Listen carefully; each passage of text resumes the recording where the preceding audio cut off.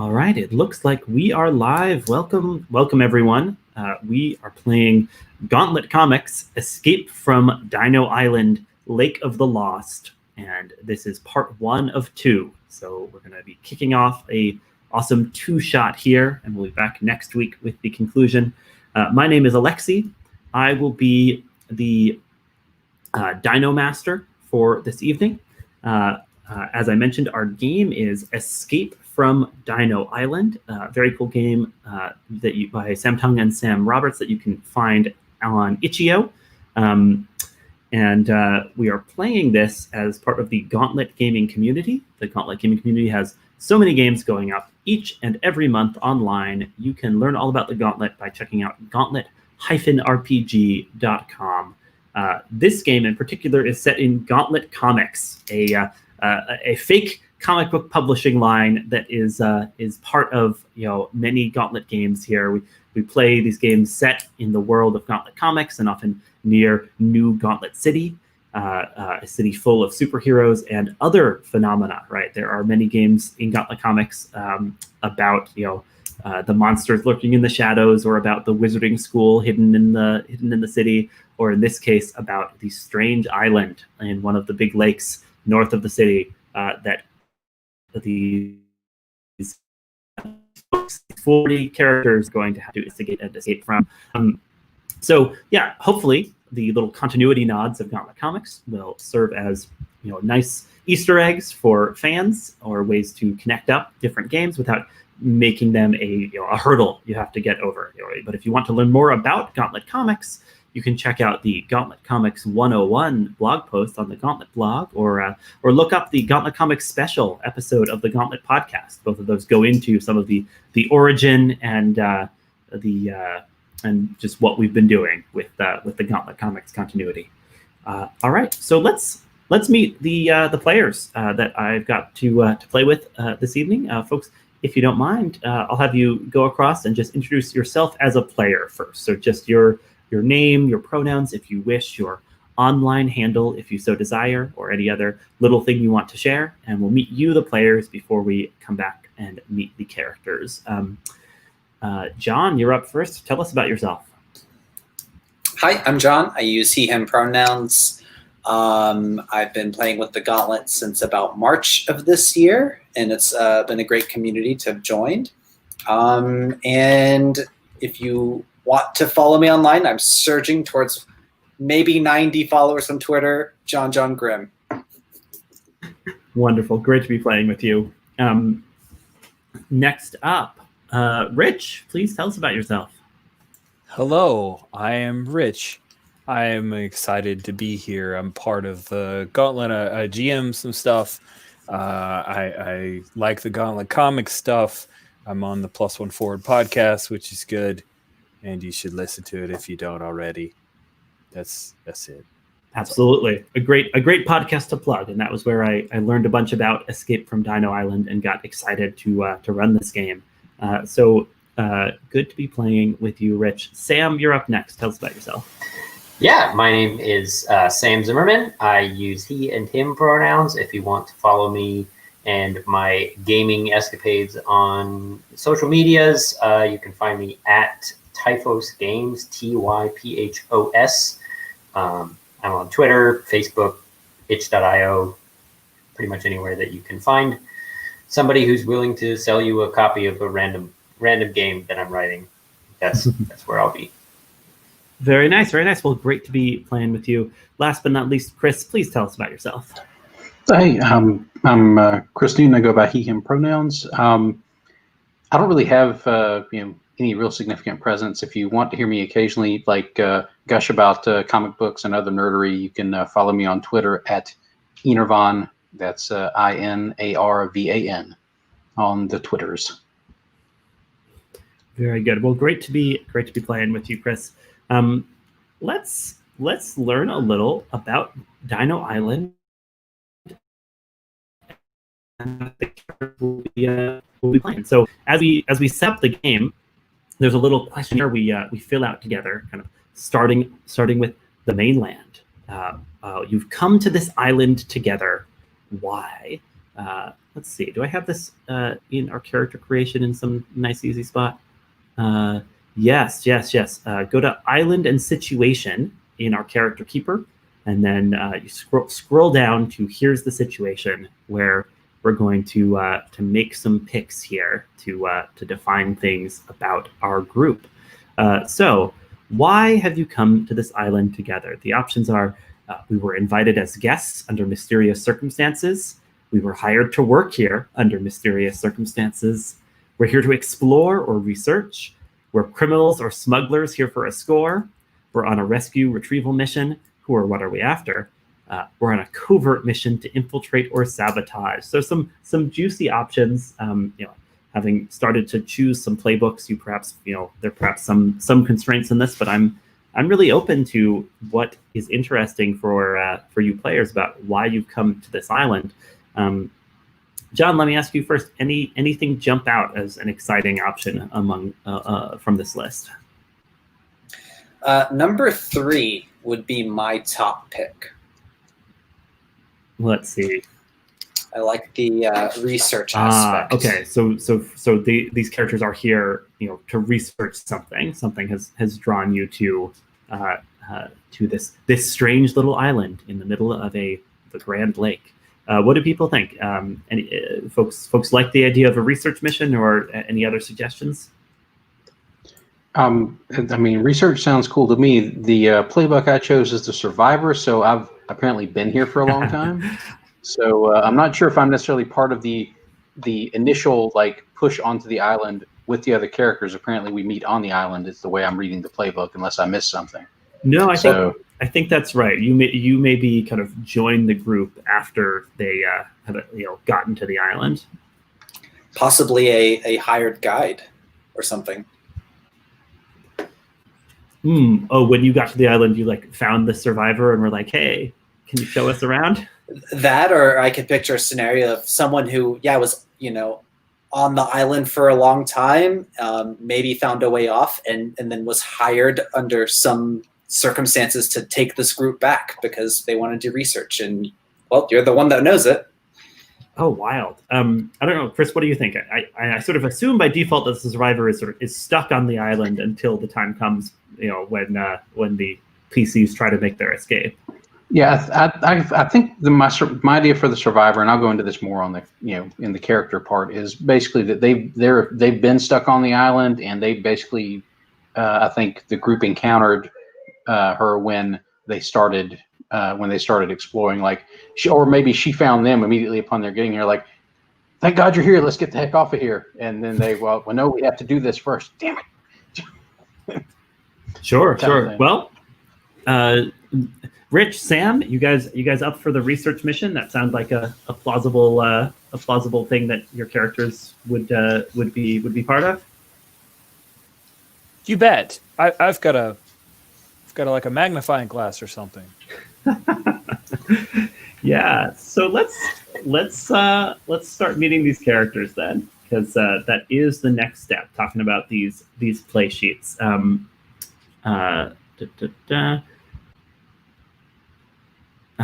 John, tell us about your character, and especially let us know which playbook you've chosen for them. Yeah, so I'll be playing Kal Sharma. He is the Doctor playbook, and I was thinking, if it works, I want to take Dr. Sharma, not Shamar. Misread my own typing. Kal Sharma, yeah. And I was thinking, if it works, I'd like to take the doctor aspect in a slightly different way. So instead of a surgery room or operating ward doctor, he actually works for Big Pharma as a medical biologist. And I think that the company has, from what I recall of reading the game setup, there was an incident here in the 40s. I think there's been time passage since then where maybe there's not, we don't really know what's been going on the island. And now that we're going in, I think the company has an interest in finding out, well, is there something there that is the next new biological breakthrough that can be the next big seller in big pharma. I don't know with Gauntlet Comics if there is a good pre-established company that I could hook into. If there is, I'd love to use that. Yeah, I'd say there is. This certainly sounds like it could be something connected to Optimax in some way, right? Because they've got their fingers in lots of stuff in New Gauntlet City, and pharmaceutical development is definitely one of their fields. Yeah, sounds good. So Optimax. So so Kal, he was trained in medicine and biology, so he's got that background to be able to treat wounds and things, but he is really now trying to move his way up the corporate career ladder. And if he can find something big here, that's going to be a big jump for his career.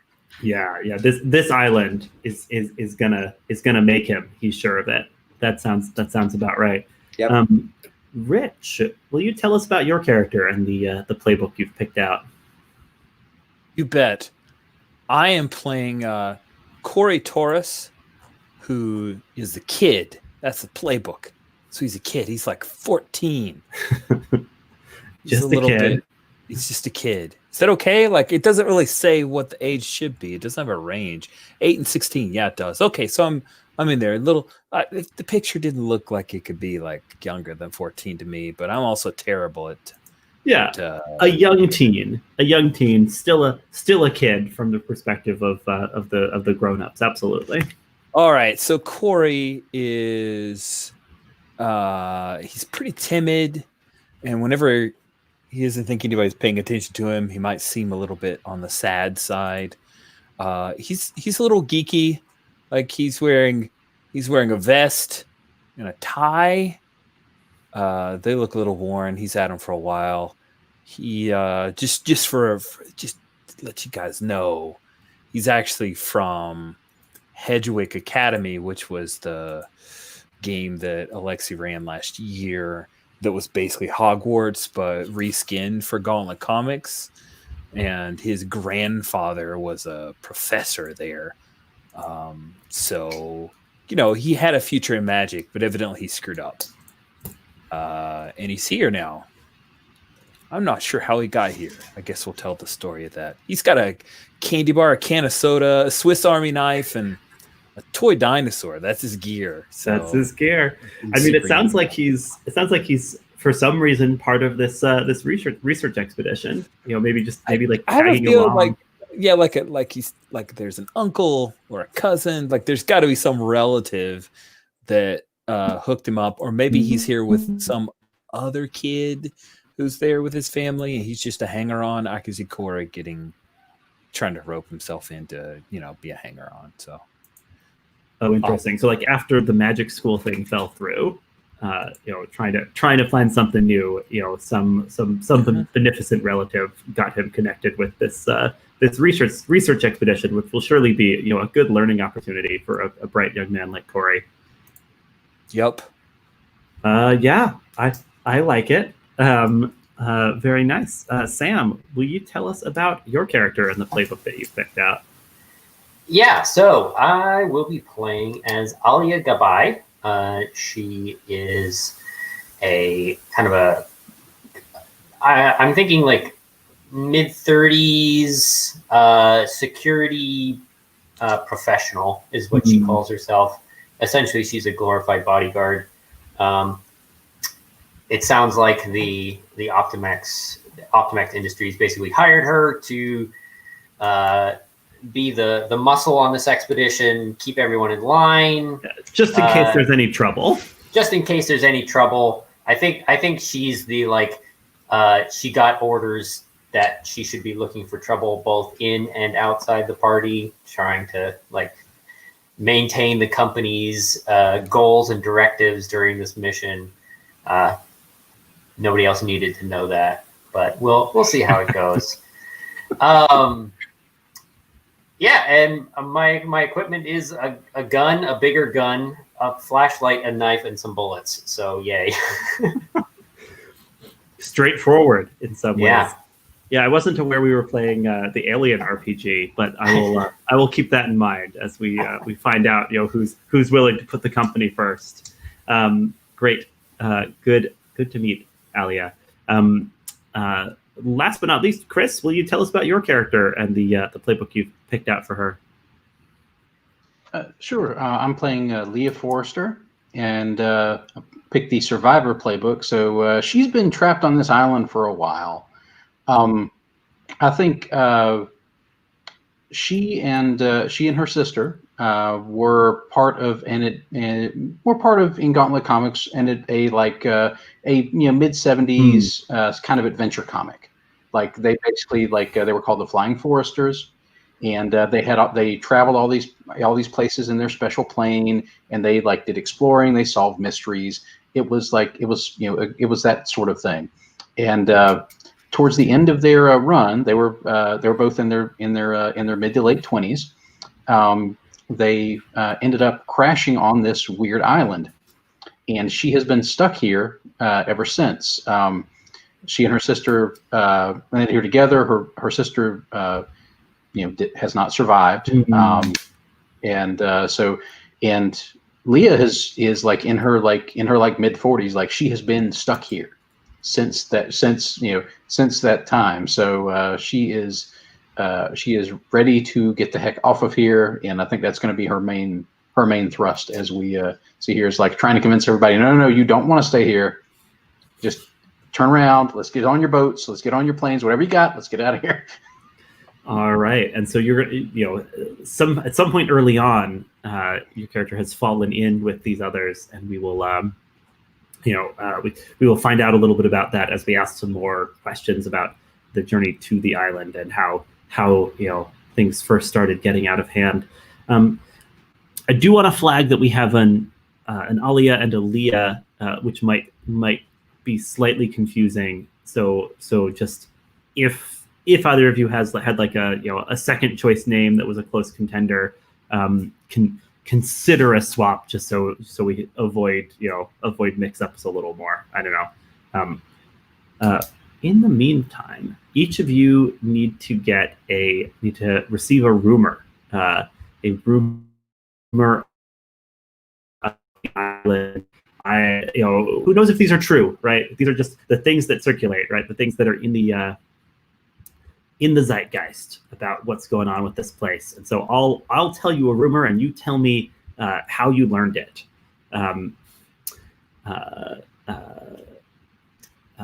Perfect. Kal, you have heard a rumor that there are sometimes strange purple storm clouds swirling above the island. Where did you hear this?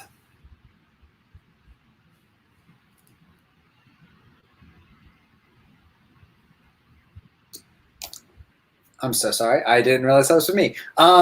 Strange purple storm clouds swirling above the island. Where did I hear it?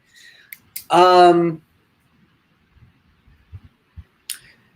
think there was some notes in an archive that we have internally at Optimax, but it's notes from various sources, newspaper clippings, interviews with witnesses that live near this lake and island, and this is one of the witness tales that was filed away as just a clipping.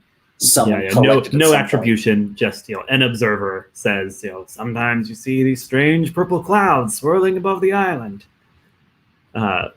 Perfect. Cori, what you've heard is that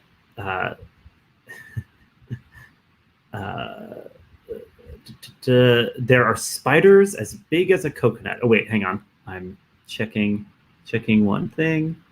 Yeah, what you've heard, Cori, is that there are spiders as big as coconuts on this island. Where did you hear this rumor?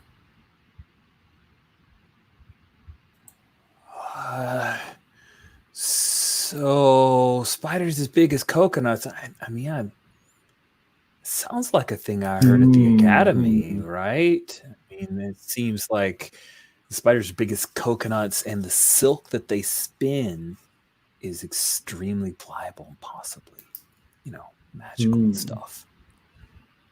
Cloaks of, not elven kind, stuff like that. That's what I heard. Got it. So someone at your school, claims they have some specific knowledge of this island's workings. It sounds like. Yeah. But you got kicked out, so can't go back and ask them, I guess. All right. Alya,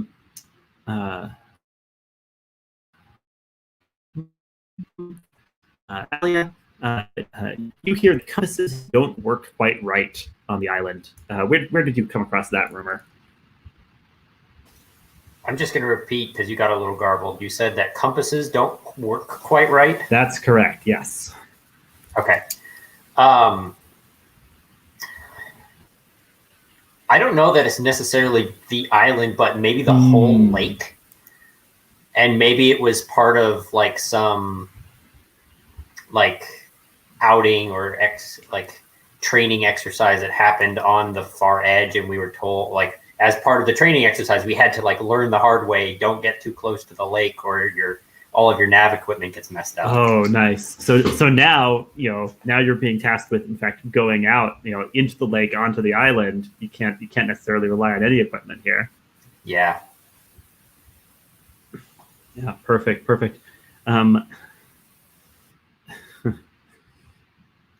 Let's see. I mean, it's funny giving a rumor to the survivor, since you actually know many more things firsthand about the island. I guess what was the strangest thing your sister told you she'd seen on this island that you never confirmed with your own eyes? Ooh, and you are Freya now, Freya Forrester. Yes, Freya Forrester. So I think that one of the things that my sister had pointed out when we did our initial flyby of the island is that she had seen this huge, this huge what looked like an old growth forest, but it was an old growth of giant fungus, huge towers of lichen, giant mushrooms in this one part of the island.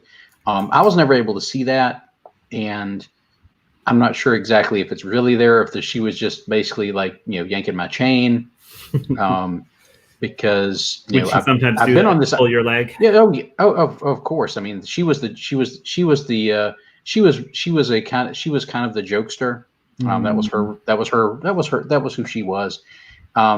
And Freya was always a little more serious, a little more careful. Maybe that's why Freya has survived this long. But the whole time she's been on the island, she's never found that area. So she's pretty sure that it was nonsense. But this island is weird, and she's pretty sure it's been changing the whole time she's been here. So anything can be out there. Yes. Well, speaking of anything being out there on the island. Let's see. Yeah, it sounds like we have some agreement that the characters are coming to the island, part of this research mission. There it sounds a little like maybe there were other non-PCs with them when they first arrived, but by the time we pick up with them, those folks are not so much a going concern, I'm betting. But did you arrive in an Optimax boat like this? Kal, do you think that's how you turned up to first to start exploring here? Yeah, I like the boat idea. And I don't know. I'll throw it back to the group. Do y'all think we got dropped off and the boat's going to pick us up again at a new time, or we had our own boat and maybe the boat was destroyed or something? Oh, we have to do the boat wreck. Yeah. And because of all the weird interference from the lake and the island, none of our communication equipment works, so we can't call back. Yeah, I think that makes sense. Nice, and we can weave that into some of these upcoming questions too. So So here's what it says. On the island, you quickly encountered your first dinosaur.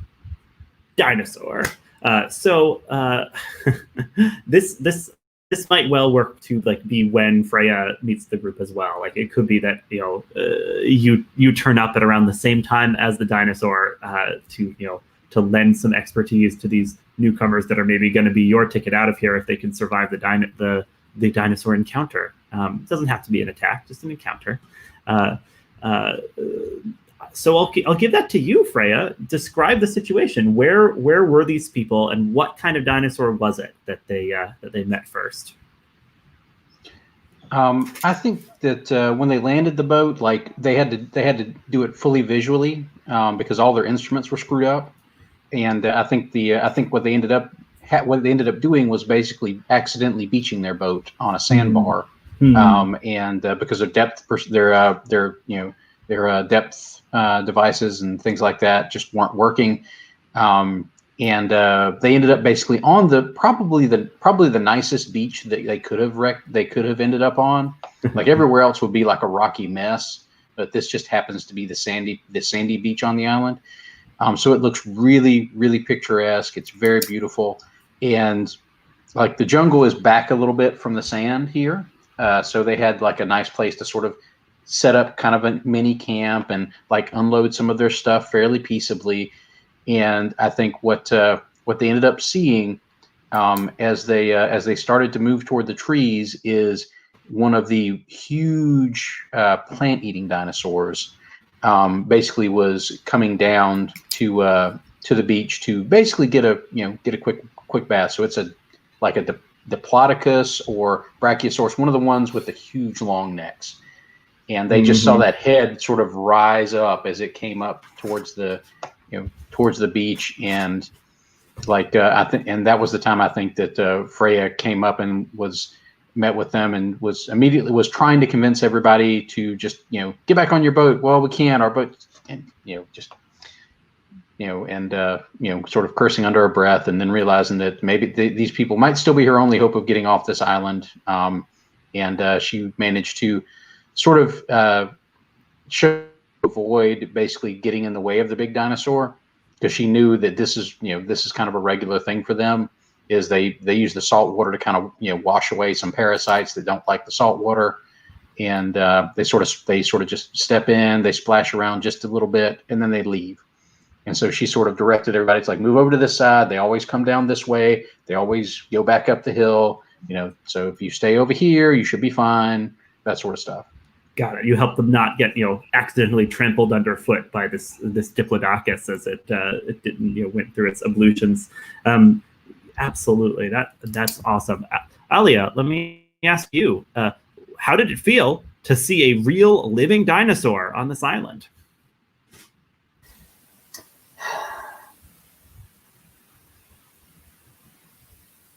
I'm trying to decide. I don't think that this was like in the training manuals or any, like I don't think that they didn't cover Optimax this. Like gave us any kind of warning of what we were gonna run into. I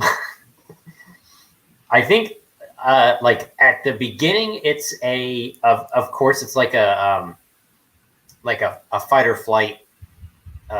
There's a giant thing running straight at us. We have to deal with this thing, and then now that Freya's like trying to help us get out of the way, and we're kind of like calmed down a little bit, I think the first thought that goes through her head is like she looks down at this tiny little handgun she's got, and back at the giant dinosaur. It's like, oh shit, they did not prep me for this, did they? Oh, no, God. They did not. That's great. Kal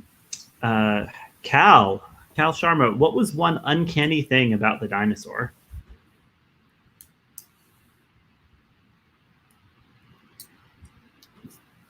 Trying to think how a dinosaur can be uncanny. Besides just by being a dinosaur, yeah. Yeah.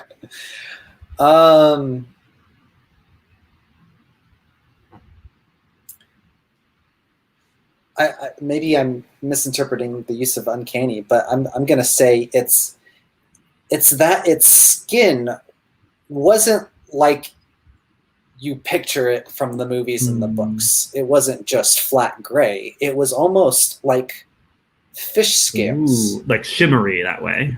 Yeah, there was like shimmering, and like as it moved through the light, you could see like waves of color along its skin. That's awesome. That is uncanny, and that's just a fascinating visual for this this Diplodocus and maybe other dinos. Lastly, Cori, what was one oddly familiar thing about the dinosaur?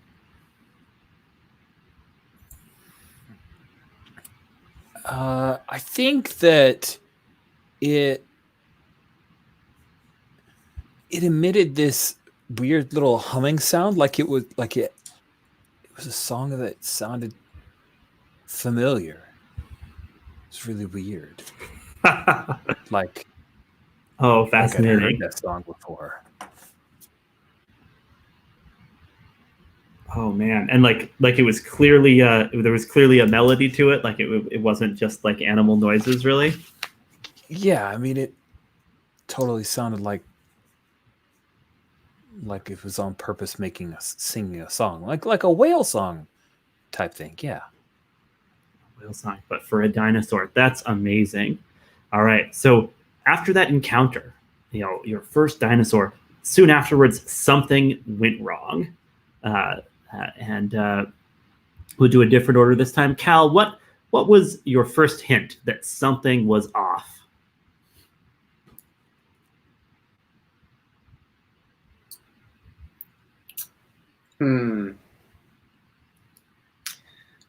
Something's off.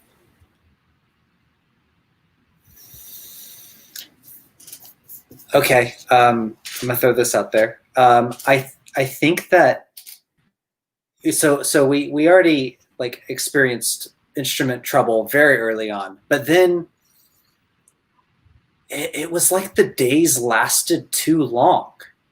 And I mean, we were distrustful of our watches, but I swear you could do the finger trick with the sun, and it just didn't set as fast as it should have. Got it. So the first worrying thing was the sense that time was out of joint here. Cori, who did you instinctively look to, and why, as things started going wrong? Oh, I mean, it would be Alya. She's got lots of guns and can shoot dinos, and that seems like a pretty logical conclusion for if we get in trouble. Yeah, surely they covered this in the manual, so probably she's all prepped.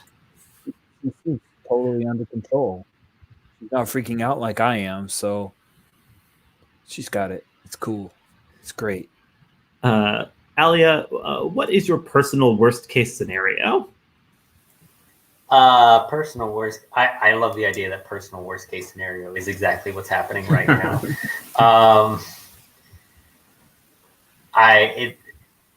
Cori says that Alya is not panicking. She's panicking. She's just good at not showing it.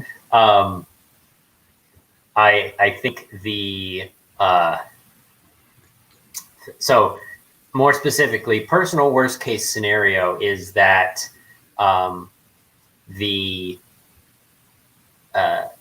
like all of the like survival equipment and everything that we brought with us to set up some kind of camp is also going to get affected by whatever distortion nonsense is going on here.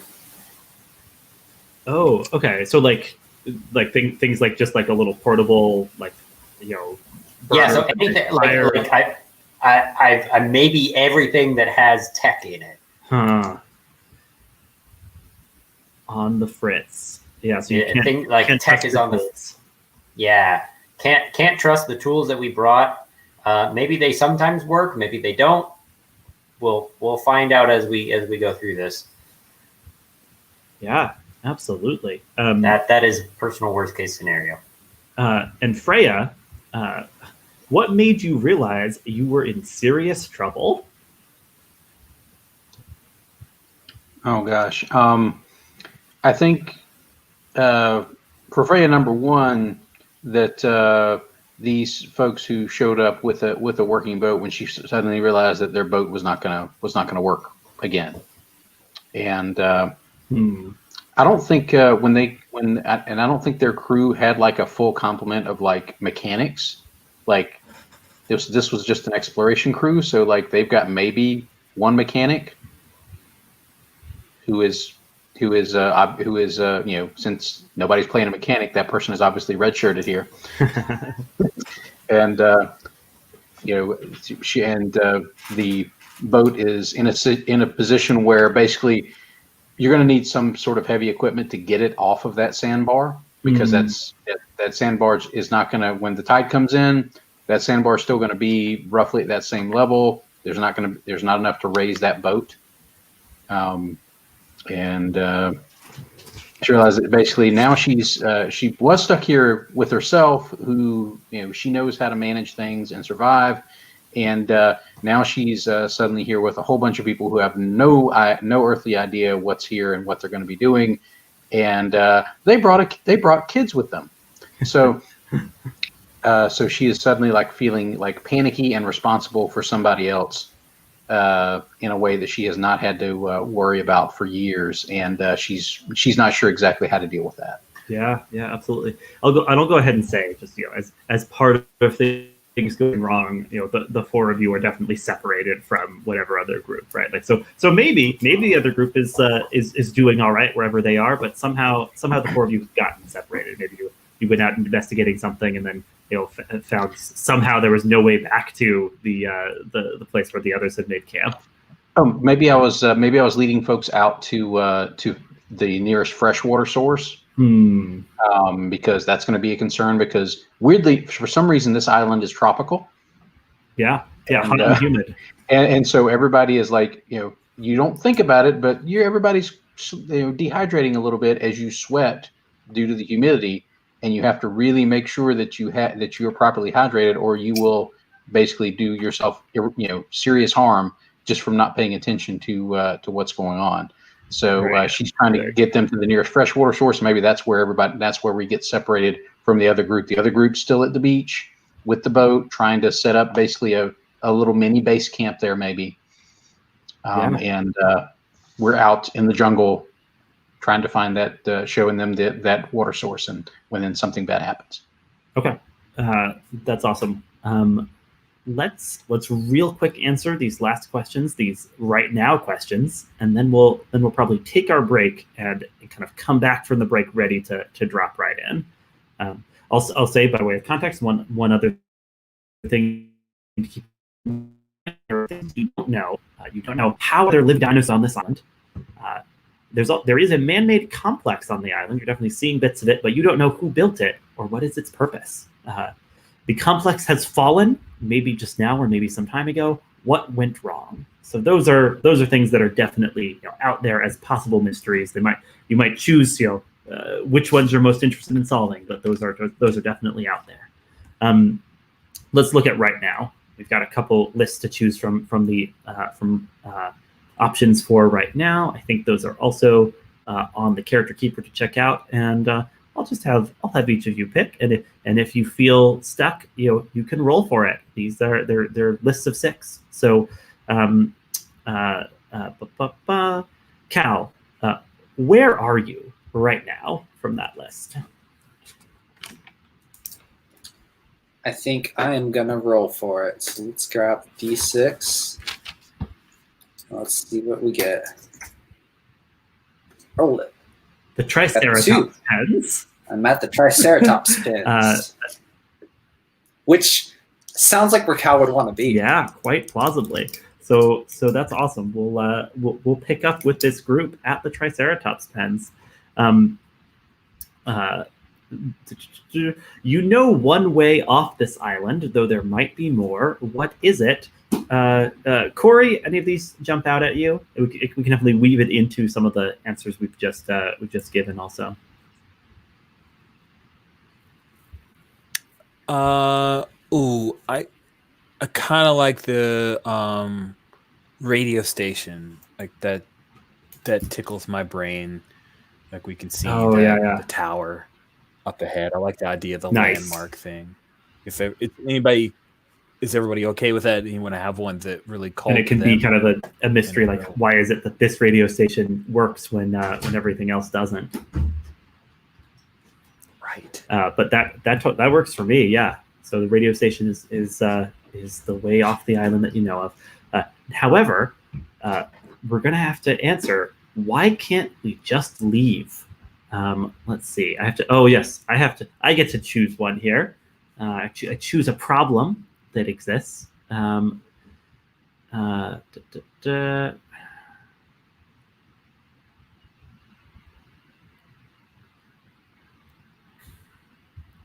Yeah, I think it's definitely that our way off the island is damaged, unreachable, or hasn't arrived yet. In the sense that it is difficult to reach the radio station, and it might not be fully functional. It might need some jury rigging before it can be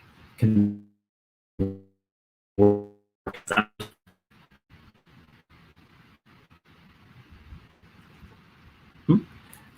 Did folks hear me? I saw sort of an internet flicker there. Which yeah, one did you roboted choose? a little bit.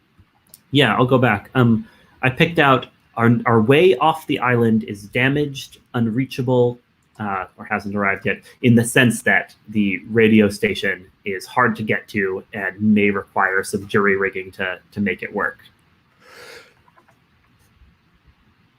All right.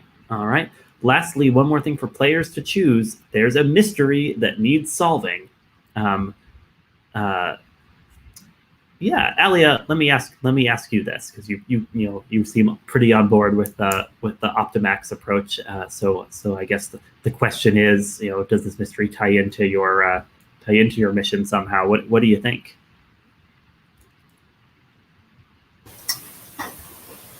I mean, we've got 4 and 5, both of which absolutely fit with the kind of the setup that we already have.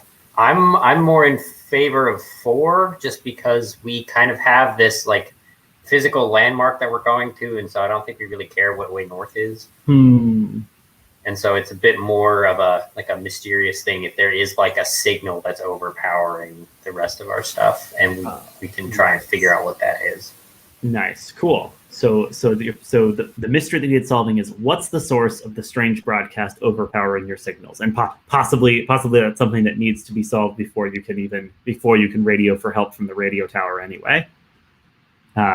Perfect. All right.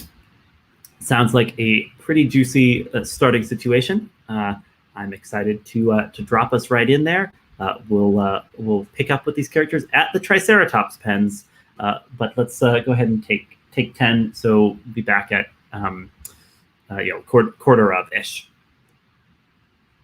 All right. See you all soon.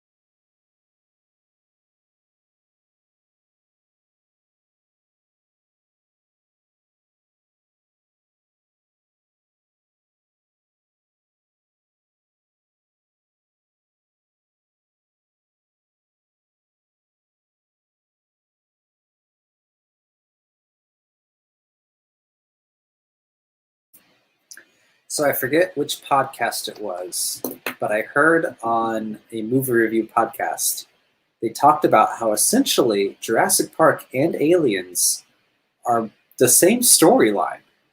You get attacked, you go hide in a building, they attack you again, make your desperate escape.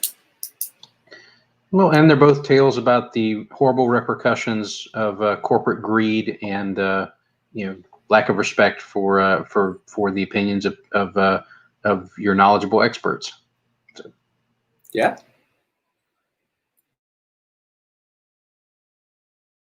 Maybe it will turn out though that this time you can trust the corporation. We'll just have to play to find out. That's the big twist. Very good. Sam, are you back? Wait a moment.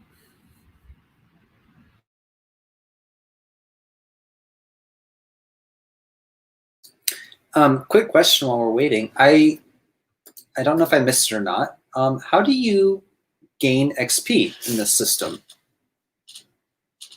There is no experience in the system. There comes a point where everybody advances when we hit the extinction event, right? Or perhaps when we simply overcome an obstacle altogether, right? But at an appropriate moment in the story, everyone will take their one advance. But it's really like one shot primed or two shot primed, so not so much tracking experience along the way. I see. It's milestone advancement. Yes. All right. If we are all here, I'm happy to get into it with Escape from Dino Island. So, our comic's first page, across the top, Escape from Dino Island, the Lake of the Lost, and we see a shot of this whole lake. We see some panels establishing some of the backstory we've discussed, and then the panels leading in to our adventure here show wisps of clouds in the tropical sky. None of them exactly purple, maybe just a little tinge of purple to them. And then down here, along this freshwater stream that Freya has shown you to, we also see these large, imposing pens, the Triceratops pens, many of them broken, busted, uninhabited. But there's one large pen that has Triceratops still in it, a family of Triceratops, in fact. And so as we first see our quartet of characters, they can see through the small reinforced glass panels of the pen, these Triceratops. And Cori, what is particularly interesting to you about this family of Triceratops that are still penned in here in this piece of the complex?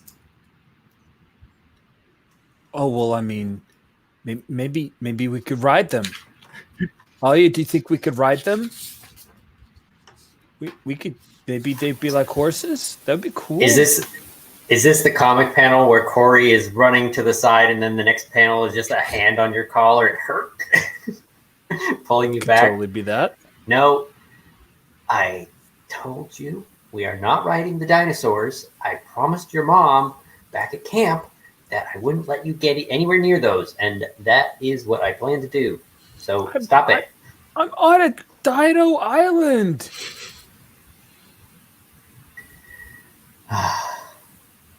That doesn't mean that you can't be responsible. Freya, Okay. you see these Triceratops, and you recognize the formation they're kind of shifting into. The like younger Triceratops are huddling at the center, and the adult Triceratops are forming a perimeter, like their frills and horns down and out, kind of circling the wagons, as it were. And this is something they do when they sense the approach of a large predator. And I think Freya is as basically like Alya is basically wrestling Cori away from the Triceratops pen, and the Triceratops are sort of doing their backing together, forming their circle, and Freya says, "We need to get inside. We need to get inside and hide now. Inside what? Inside the ring? We need to get away from them." Oh, because so they're not what I drawing was thinking you were drawing something. They're drawing something here, and they've sensed it. They've scented it. It's coming. We've got to hide. Move, move, move. And she's like shuffling everybody to basically these pins. I think are old. Most of them are broken. Just that one still happens to be mostly intact. And eventually it's probably going to break too. There are probably weak sections in the fence of that one. But there's also like these small half broken down buildings out here that used to be like maybe monitoring stations or something, or like study blinds maybe for whoever set this facility up. And she's trying to basically shuffle everybody into one of those as quickly as she can. I see. I see. So you're trying to hide, it sounds like. Yes. If it's one of the big predators that would make them circle up like that, or even one of the smaller predators that's a pack hunter, we're not in a position to deal with them. We don't have the weapons. We don't have the terrain. We've got to get into a defensible place, and hopefully a place that will not let them notice us and let them be distracted by the prey animals that are pinned up over there.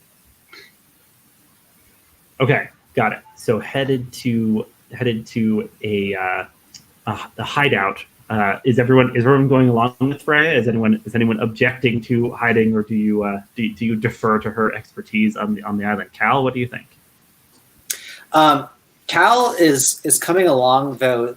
When you first see Kal, he is snapping pictures with this digital camera of the Triceratops, and he's stuffing it back into his knapsack. It's like, okay, that's fine.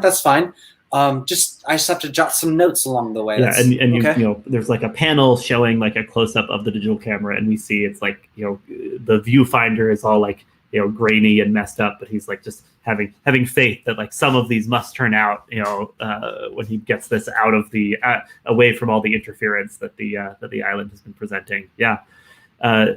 Let's see. So it sounds like we are rolling hide. Now, can I ask really quick? Can I just kind of establish how long have the four of us been kind of on our own? I mean, it sounds like it's hard to tell because the days are like weirdly long and time seems out of joint. So like, it is days at this point at least, and not like we came from camp and this is us getting separated type deal. Yeah, I think there's already a sense that like somehow you haven't been able to find the others after you tried. Is that okay? Yeah. In that case, Alya is definitely following Freya. Like we've probably run into something like this before, and I trust your instincts. Great. Yeah. No, the downside of getting into a hiding place the downside of hiding in a place with Freya is one of her pieces of equipment is a horrible stench. She's been on her own on this island for a while. Well, you'll just have to deal. When you hide from a predator, say where you are hiding and roll plus clever. And the thing to know about these peril moves is that when some or all of you act together, the hero in the worst position or with the lowest relevant stat rolls. Who has the lowest clever? That would be me at -1. Great, Alya. I'd love for you to make the roll. It's sort of I think the assumption is the rest of the heroes probably succeed. Perhaps perhaps banged and bruised a little along the way, but the question is going to be do you get into cover in time? So I created a little rolling room for us to use if we so desire. So that is an 8 - 1 is a 7. Still a hit. The 7 is still a hit. Let's take a quick look at the move. On a hit, it either can't find you or get to you. You're safe. On a 7 to 9, someone else is exposed. If you stay hidden, you'll be fine, but they won't. Nice. So yeah. So I wonder who like falls along the way, right? Such that Alya, you're suddenly torn about whether to remain in cover or rush out to help this person. So, do we want to put one of us in danger right away, or do we want it to be one of the baby Triceratops? Oh no, so sad. I didn't even think about the baby Triceratops.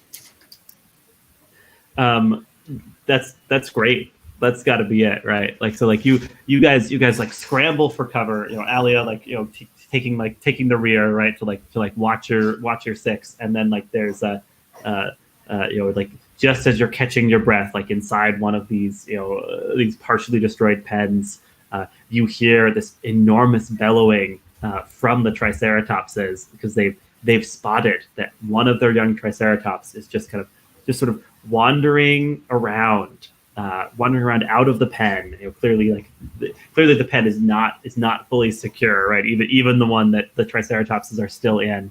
And so there's this little Triceratops just kind of wandering, grazing the grass, and like ignoring the like bellowing of its elders as this like fan, this spine emerges from the river, right? Like kind of up like the strangest shark fin you've ever seen. This like spine is cutting through the river, and just unbeknownst to the little Triceratops, like creeping up towards it. Alya, what do? You're given a choice here. Oh boy. Oh, actually, Cori, do you react to seeing the small Triceratops in danger? Yes. This is heartbreaking. I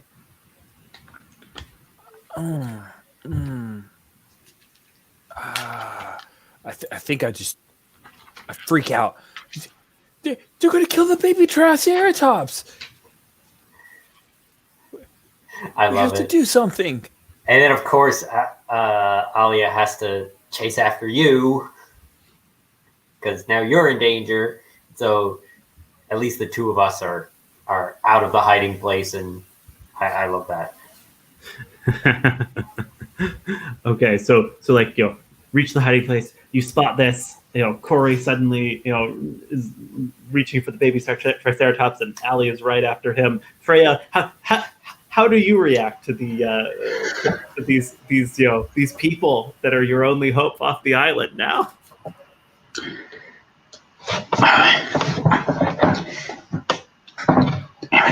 And I think this is kind of reawakening like the old school adventure comics Freya here a little bit. Like she's like, damn it. You got a baby Triceratops, you've got a teenager, you've got the clueless guardian trying to take care of the teenager. I think Freya is going to basically try to throw something at the spine to get its attention and draw its attention away from Cori and Alya. She's not concerned about the baby Triceratops. I mean, that this happens on the island all the time. That's predator prey. She's used to that. She just doesn't want the people to get hurt. So I think she's basically drawing it away from them by throwing rocks at the fin and hoping to get the thing's attention. Okay, yeah, that's look over there. When you create a distraction to protect a friend, say what it is and roll plus clever. And it sounds like the distraction is you're chucking rocks at the spine of the Spinosaurus. All right, so let's see here. My clever is +2, so that's probably good. Woo, that's a 13. That's very good. That's okay. Yeah, what do you get on a 10+ for this one? It says, I draw the dinosaur's attention where you intend. Your friend is safe. So, and it apparently doesn't notice me because that only happens on a 7 to 9. So, Yeah, nicely done. What were you hoping to distract the Spinosaurus with? Like, where did you want to point it? I think she is. I think she's basically trying to draw its attention to one of the older pens, where I think there's still some old Triceratops, maybe some. I mean, not to be graphic, but like an old dead Triceratops, some Triceratops dung. It's recent enough to where there's still like the stench, a sort of a death stench over there, and she's hoping to sort of draw it close enough to where that scent will catch it, and it'll pull towards that older broken pen, and maybe that'll get it inside there, and it can be like maybe trip itself up in the fencing or whatever, just enough for us to get to a safe spot.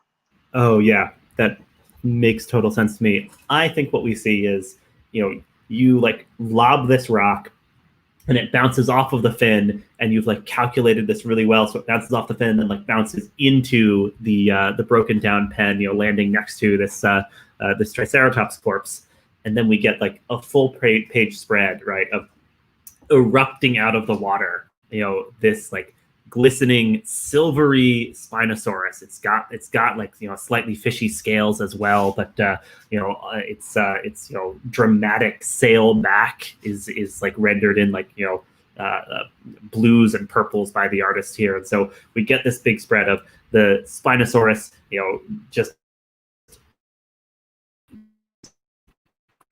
out from the stream. In front of it, the little Triceratops is like rearing back in surprise, right as Cori and Alya are approaching, and then we turn the page, and the next panel shows that the Spinosaurus is ignoring those three, the Triceratops and the two humans, and just like launching itself with like sort of it's making a huge leap, right, from out of the water into the Triceratops pen, right? The one with just the Triceratops corpse, and there's just huge like crunch sound effects, sort of like kind of coming up from the pen. Like we don't see the messy meal going on, but we see like the sound effects emerging out of the pen as that's starting to happen. Kal, you've been witness to this. There's you're not necessarily out of the woods yet, even though the creature's certainly distracted, but you wouldn't want to necessarily hang around here if what you valued most was not getting eaten by a Spinosaurus. What do you do or say? Fascinating. And I'm snapping more pictures as I picture Freya almost pulling Kal by the back of his backpack, pulling him back along. We're like, we've got to get out of here. Of course. Nice. Yeah. Freya, are you trying to lead your companions away? Yes, as long as that thing's distracted, I'm basically pulling them out of the blind and like away from the pens, because once it's dealt with that corpse, it's probably going to at least try to get into the other pen. So we don't want to be anywhere close to that. Right. Got it. Cori, the young Triceratops that was surprised and startled by the Spinosaurus erupting from the river just like bumps right into you, right? Like it's not charging at you. It was just like trying to move away from the Spinosaurus quickly, and it like bumps right into you and like gives a little like grunt of surprise. What do you do? I probably fall down, but then kind of scramble up. It's okay, Siri, because I've named it in my head. It's okay, Siri. Come on, we got to get over here. And then I'm gonna try to gently reach toward like its neck behind the big fan of the horns and everything, to see if I can guide it away so we can all leave together. This is my new pet. I see. Trying to guide away the little Triceratops. What are you doing? No, we can't bring the Triceratops with us. No, we can. We're doing it. Let's go. Let's go. I have a question for Cori. What piece of clothing am I holding in my hand that you slipped out of to run? Oh, nice. My over tie. You grabbed him by the tie. Turned out it's a clip on. It's just the no, untied it's tie. it was a clip on. It's a clip. That's great. So yeah, I hand it back to you, just exasperated. Do you use the tie maybe to like make a leash for this? I don't think that's even possible. As I've determined it was a clip-on tie, it's actually sadly short. So Oh no. I think it's one of those where I'll just try to guide it, and if we fail and other danger comes, I'll probably run away because I am timid. But for now, I'm steadfastly determined for the next few minutes to save this thing. Cori, here's what I want to ask. You have a move as the kid called I Know This. When nobody else has a crucial skill, you may reveal that you in fact have that skill because you're a precocious kid, and then it'll still involve a roll. But here's the question: what is the crucial skill you're trying to employ here? Is it like animal handling? Like what is it that It's dino handling. It's dino dino. It's got to be specific as dino handling. I read about this in a Time Life series of books in the corner of Hedgewood Academy. It wasn't about magic, and so no one ever read it. It like literally, you pull out the little card, and there's no names on it. No names. It's Time Life, so it's super old. But yeah, I read just enough to figure out how to guide a Triceratops. Okay. You're gonna need to just do it, which is a roll here from the peril moves. When you do something you can usually do under pressure, say what will happen if you mess up, then roll plus steady. So what will happen if you mess up, Cori? It's going to squeal real loud and draw the attention of the predators, right? Yeah, and possibly just of its own family too, right? Like that too. Sure. Yeah, the Triceratops family won't necessarily be happy about you making off with their youngling. Yeah, that sounds good. Seems like that makes sense as far as ways that this might go badly. Okay. I'm rolling plus steady, which is a -1 for me. Okay. Yeah, go for it. That would make it an 8. Wow. Okay. I know. So, these dice like us. It's a hit. You pull it off.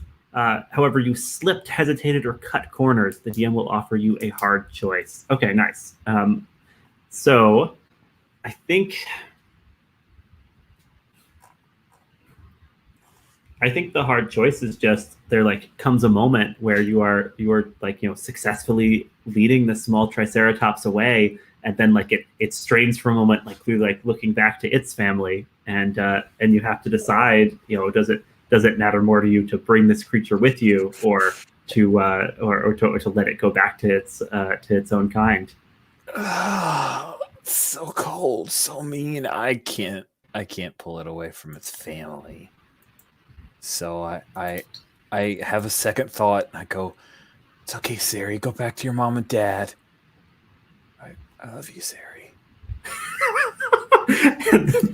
the little Triceratops makes a little grateful nickering noise, like it's a horse or something, and then goes trotting back, and just as one of the bigger Triceratops is pushing aside what you realize is just a boulder leaning against the wall that blend in with the wall, and it appears the Triceratopses have created their own little habitat here, right? They've created a way that they can get in and out. So as the big Triceratops pushes the boulder aside, the little Triceratops comes in. The big Triceratops kind of almost nods at you, and then pulls the boulder back. But it seems like our intrepid crew is forging ahead, just putting some distance between them and the chomping sounds coming from that Spinosaurus. Yeah. Freya. I think Alya ruffles Cori's hair a little bit and just kind of looks down at you. I didn't think you would let that little Triceratops go. Well, it wasn't easy, but I realized that we couldn't even get it on the boat anyway. So you should probably go home while it still can. Well, you're not wrong. Good job. Thanks. Freya, what do you say, and where do you try to lead this this group? You know, if your hope is to no longer be within leaping distance of that Spinosaurus. I think we've latched onto the idea of trying to get them to the radio station. Yeah, But I think we need some place to weather the night. So I think it's probably smartest to get them to my hovel. Oh, you're taking them to the hovel. Yeah. So basically, it's that's a secure place. We can basically spend a relatively safe night there if all works out. Fingers crossed. It's relatively close to the mountainous, hilly area where that tower was set up. Yeah, absolutely. Freya has no illusions about the tower. She's pretty sure it's not going to work because they had tried to deal with it at one point, and they couldn't figure out how to work it. It's something strange and weird, and it's not like a regular radio. Of course, it could just be from a radio from the future that Freya and her sister from the 70s adventure comics would have no idea how to figure out to work. Like it's all like future tech or something, but we shall see. Oh, fascinating. So yeah, you're leading people back to your hovel. That's a move you've got on your character sheet, Homeward Bound. When you trek to your hovel, roll plus clever. Do you want to go ahead and hit that one? Sure. All right, let's see. That's 12. Damn, these dice are nice tonight. Nicely done. On a 10 plus, you arrive after a safe journey. So that's perfect. Let each of you give me just a panel of your of your character. As they're making what we were told is a safe journey. It doesn't mean you don't spot strange things along the way, but it does mean you're not going to get your arm bitten off by a dinosaur or something. Let's see. Alya first. What do we see? If a panel of Alya, making the trek to Freya's hovel. I think this is the two panels where one panel is like the wall of hanging vines, and the second panel is the big knife that comes out and slashes through all the vines. Perfect. Yeah. Very, very stereotypical, just kind of emphasizing how much of a overgrown kind of jungle place this is. Absolutely. Is it a machete or just like no? It's like this shitty little combat knife that she's got, but it's enough that she can with a couple of hacks get through the vines. Okay, very nice. Cori, what do we see what was the panel we see of Cori during this trek? So it's another thing of vines hanging down. And then we see a little hand and a pocket knife, sawing at one, and then another panel that's sawing at one, and then wedging through. Goodness. That's great. Oh boy, I love it. Kal, what do we see during this trek of Kal making his way to the hovel? I think there's one section of Kal, maybe bottling up some flora from the island in a small jar, and then another of him just asking Freya, questions about you don't know who built any of this? You don't know where any of it came from? It had been long abandoned when we crashed here. And we were never able to get any of the stuff to actually, any of the stuff that's left to actually work. Maybe you guys can. That boat looked a lot nicer than anything I remember from my time in the outside world. So hopefully you guys know how to work all this stuff and can get us off this island, because this place, is pretty, but living here kind of sucks. And then you see Kal making notes in his little field journal. By the way, that's poisonous. You're going to want to wash your hands. Thank you for that. you might want to wear, like, if you're going to just pick up random stuff without asking about it, you might want to like put on some gloves or something. Like, seriously, like, I think I have some latex gloves. I'll do that for next time. Good looking out. I wouldn't know where you were going to be doing that. And would you guys stop cutting those vines? Like, I left those there for a reason. Like, those are trips and traps to keep things from charging. And guess, like, there are small dinosaurs that those things can trip up. And when we finally get to the hovel, then why aren't you leading? I was. You guys just decided to start cutting through vines. I'm trying to show you the path, and you're not following me. You're just trying to cut your way through the vines. Like, you wiggle through the vines. Like, it stabs the knife into a tree and like has to frustratedly wrestle it back out of the tree because you got it stuck. Okay.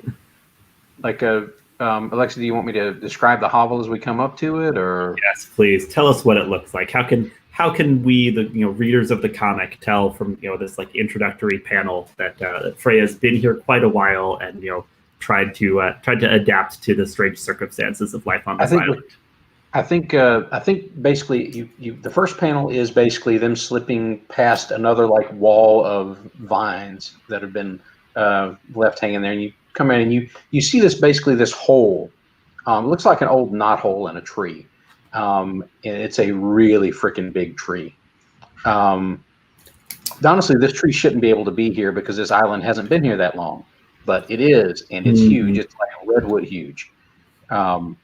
And you can see that there's been part of it hollowed out. And I think what happens is you sort of see this pan up, and like up this tree for a long time, there's like a couple of ladders and like little handholds and footholds that have been basically carved into the side of this tree to let you easily go up if you're a human who has hands and feet. And there's another like hollowed out section, every maybe like 15 or 20 feet that goes into the tree a little bit. And there's like a little room in there. Some of them, as you go up, you can see that they're storage rooms as each of the panels sort of pans around. Then you go up and you kind of see this complex where she has basically like cleared and left like those vines and various other plants and other things basically as little trip wires and deadfalls all around this place to kind of keep things away, like and to let her know if something actually starts to come in. So you see like all of these, there are holes dug at various places. There are pits dug at various places. There are these stands of vines and like basically noise making machines, like basically like a big pile of twigs in a couple of places. Just as something moves through them, it's going to make a ton of noise. And when we finally like get up into the actual like living space, like she's hung like big palm leaf curtains and things like that. And most of the stuff that they had when they came, like the emergency like blankets and things like that, most of that stuff has just gone completely threadbare in this climate. Like it was not meant to survive a jungle climate. This kind of humidity has ruined most of it. But some of the pieces that are still there, you can tell have aged badly, and that's one of the signals. In addition to all this obvious work she's done to carve these spaces into this tree. Maybe with help from her sister originally, but like this has been like years and years and years of work to set all this stuff up as you come up into it, and to make this space like a relatively safe space that you could sleep without waking up in the middle of the night every time there's like the noise of a large dinosaur. Yeah. Yeah, absolutely. So if something's coming closer, if the kind of alarm system is such that something might trip a vine somewhere and that causes a pile of twigs to fall down, and it's like something's approaching from the north or whatever, right? Right. It's and it's various things, like you'd have to, if you're coming up from this direction, you're going to have to basically smash your way through this big chunk of those really thick really thick old growth vines that are falling down from the upper leaves of this big tree. So you're going to have to basically you're going to have to smash something or break something to get through there, and that's going to make some noise. or it's going to cause the tree to shake a little bit as those vines are pulled and yanked. So the big stuff, the smaller stuff, hopefully it'll have a hard time climbing up the little ladders that she set up. The big stuff will make enough noise to where she'll know it's coming, so that she can try to get to some part of the hovel that's safer from the big things. Right. That sort of stuff. Makes sense. Makes sense. All right. Well, this is cool. So we get like, you know what? This full description makes me feel like maybe there's even like a full page like cutaway of the hovel. So we like the artist like switches into like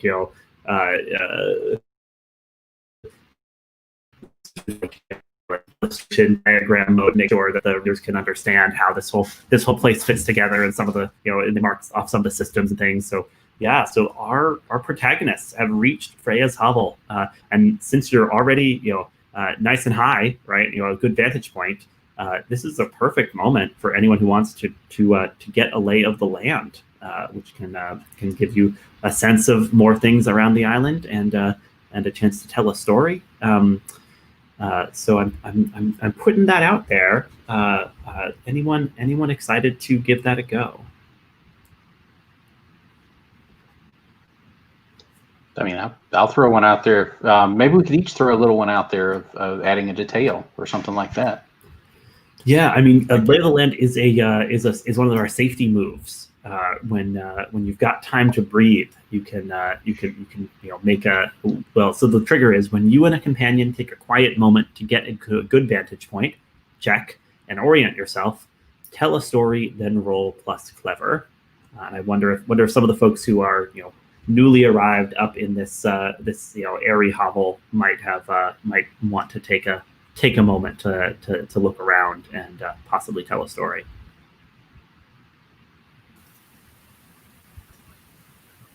So I'm looking. I don't know that I would do lay of the land. I might be already scavenging around this hovel trying to figure out what useful stuff Freya's managed to collect. But if somebody wants to lay of the land first, then so Alya might be just like going through Freya's things, scavenging. Amazing. Kal, what do you think? I can do lay of the land. Who do you want to take aside and have them assist you doing lay of the land? Is this something you might call Cori over to do? I was gonna say Cori, because I think there's an interesting dynamic of Kal, who probably isn't good with children, and might tell what is borderline an inappropriate story for a child. And so I'm picturing, this scene of Kal and Cori like standing at the awning of one of these openings in the tree, looking out over the land, and Kal just starts in this survivorship is amazing. The natural human instinct to pull through and refuse to die. It reminds me of some of my nights when I was first working in the hospitals. Some of the people that would come in, these late nights, just wounds like you couldn't imagine, flesh torn and ripped, but they are so strong. They would just fight to stay in there. And then I think Kal looks down at Cori's face. What does Kal see?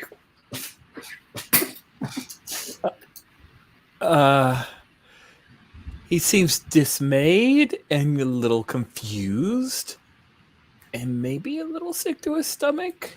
He gives you a thumbs up. Color's a little off, but brings up a shaky one thumb up. Yeah. Sorry, I don't talk to many kids. It's mostly boring adults in meetings and conference calls and things like that nowadays. You seem pretty brave though yourself, so hang in there. Okay, thanks.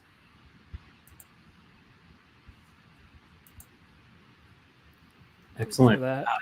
Go ahead and roll plus clever to get the lay of the land. Yes, absolutely. So that's going to be a 9 total. All right.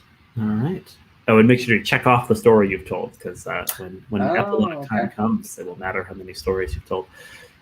Great. On a hit, the DM will tell you about 2 landmarks, 1 natural, 1 man-made, that you can see. Also, I'm sorry I'm not using the map as much as the game suggests. Slightly harder to work in Google Sheets, though maybe between sessions I'll go through and add some more landmarks to it. But yeah, we'll say that. Oh, this is great. Yeah. We'll say from this vantage point, right? You can see you can see clearly through a whole like side of the island, and like peeping up over one of these mountains. In fact, like you almost miss it. You have to do before you spot something. It's a giant mushroom. A giant mushroom kind of peeping up through a little, through like a crevice, right? Like you can see kind of on the other side of part of this mountainous area, bigger than like Kal believes like any mushrooms in the world to be. Like this is clearly something unusual going on there. And the other landmark, you're interested in this radio tower. I think you spot near the radio tower a monorail, and it's moving. So there's this like this these raised tracks, this monorail train that goes along them. You spot that it's near the radio tower, like one of the stations of the monorail, and then you see that the thing is moving. It's like it's headed towards the radio tower, slowly, but surely. So that's what you've got from the lay of the land there. I think it's seeing this monorail in movement. I'd start calling out to the group and saying, "Hey, everyone! There's a train. There's a train moving towards the radio station." Freya, do you recognize this? Is this something we can take to get to the radio tower?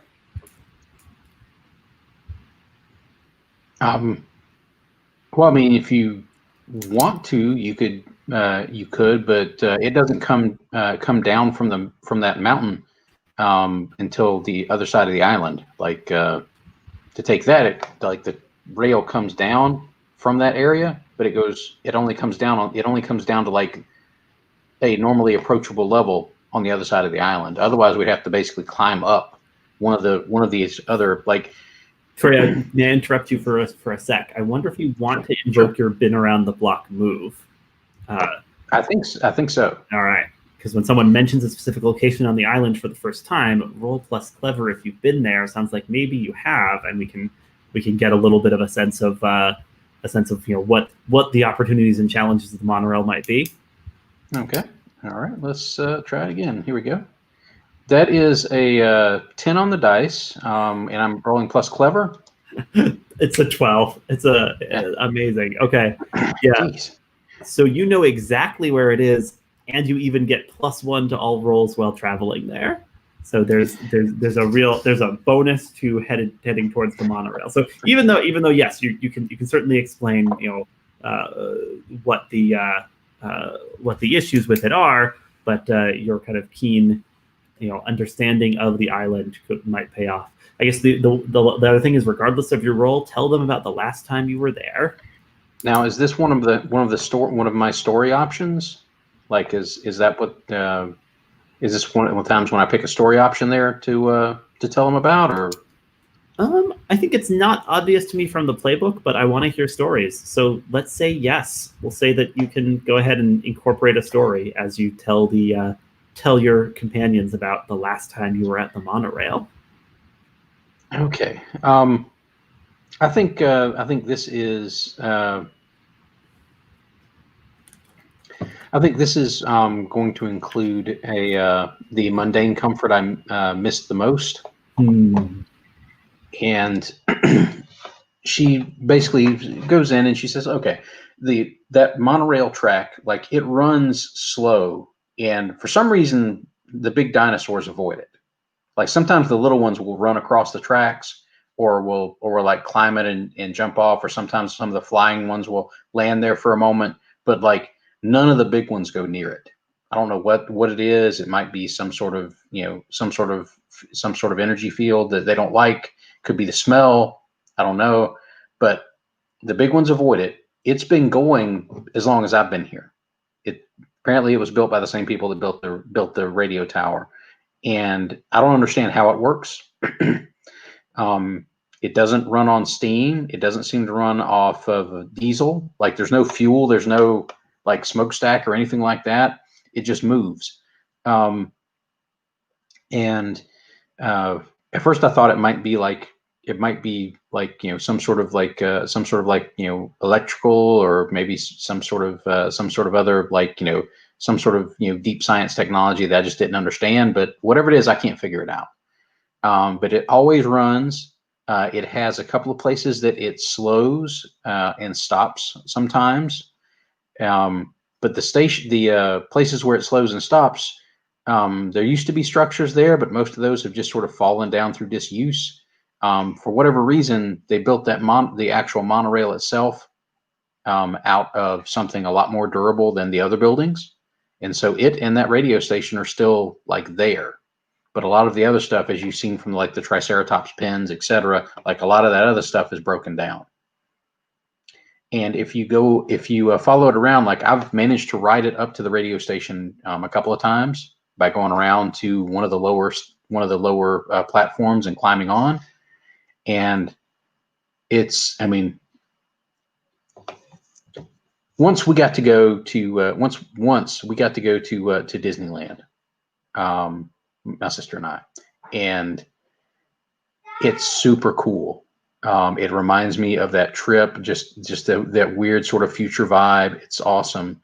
And like I really miss like comfort travel, climate controlled travel. I really miss that. And she gives them the directions as to how we're going to get around the other side of the island. And I've got to go answer my kid for just a minute. I'll be back in a moment.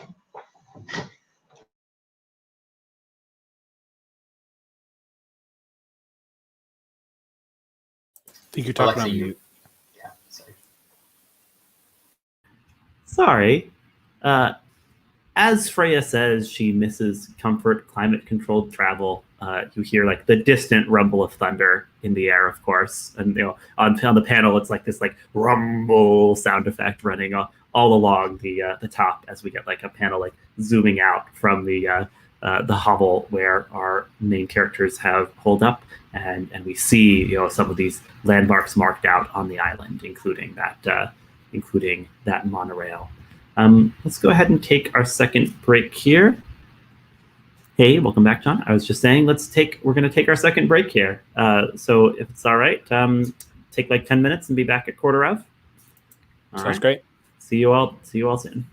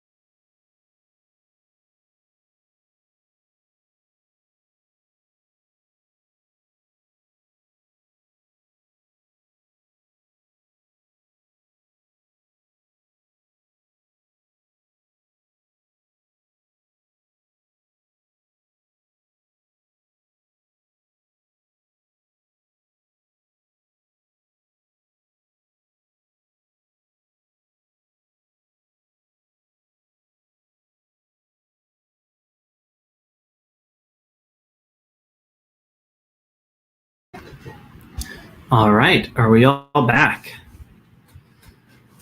All right, when we left, an ominous rumble of thunder had sounded in the distance as Freya was looking out and discussing the monorail. Alya, you had referenced an interest in scavenging here in the hovel. Who do you talk to as you go about this? I love the image of Freya like chasing Alya around and telling her to stop going through stuff as Alya is just like rambling about these things that happened to her and all this stuff. Are you okay with that, Chris?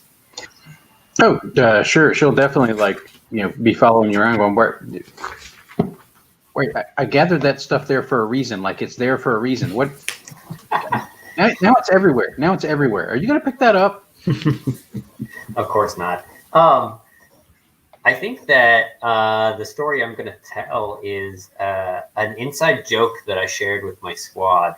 And I think that as we're going through, maybe there's like an